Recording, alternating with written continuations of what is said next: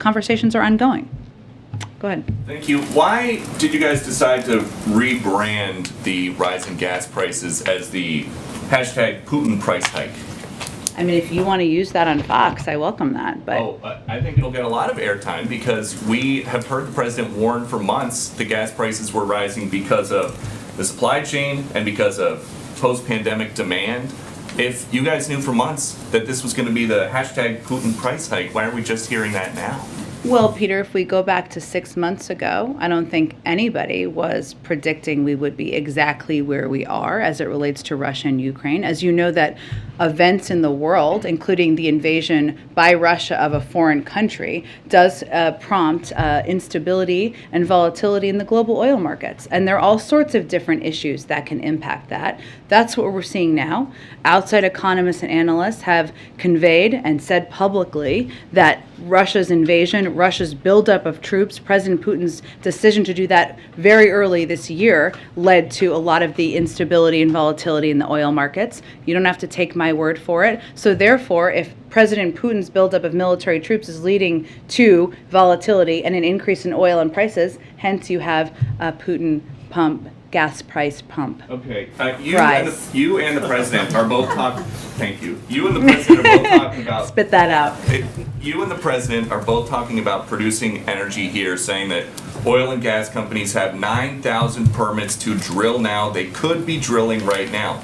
Would President Biden cut red tape to make that possible? What red tape needs to be cut? When they have the permits, they have the capacity to do it. What's holding them up? Does President Biden think that each of these 9,000 leases that are available have oil or gas in them? Because industry experts are saying that that accusation is a complete red herring. Some permits are viable and some are not. And that when you say that, this represents a fundamental misunderstanding as to how this process works.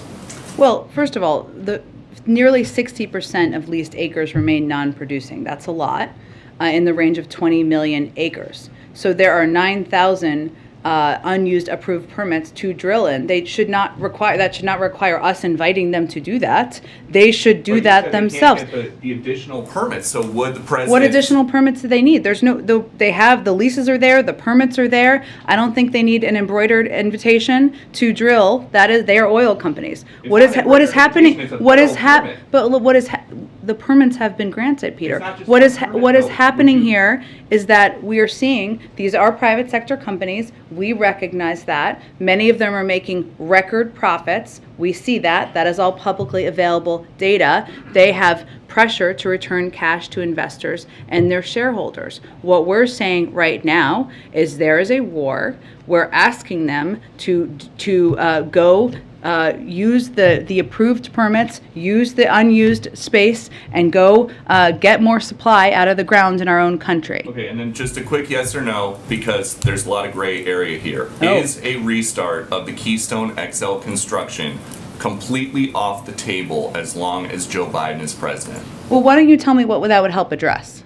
I'm asking you if it is an option. You guys say all options are on the table. Is restarting Keystone construction one of them? If we're trying to bring about more supply, that does not address any problem. It's supply from Canada, a friendly ally, instead of Saudi Arabia. We're already getting that oil, Peter. It's the pipeline is just a delivery mechanism. It is not an oil field, so it does not provide more supply into the system. It does not address. Is it possible that Joe Biden will ever say, you guys can go ahead with construction of Keystone XL? There's no plans for that, and it would not address any of the problems we're having currently. Go ahead. And we're going to have to wrap up soon, but we'll try to get to me. Go ahead. Can you help us understand what exactly would have transpired for the Polish government to publicly propose this idea of getting the fighter jets to Ukraine that the U.S. would then publicly reject? Was there at any point a breakdown in communication between the two countries? Well, I think as our Undersecretary of State, Tory Newland, testified yesterday, we were not made aware of their plans to make that announcement yesterday. So I wouldn't call that a breakdown, and I guess it's a temporary breakdown in communication, but we have a strong and abiding relationship with Poland. The President spoke with President Duda just last Friday.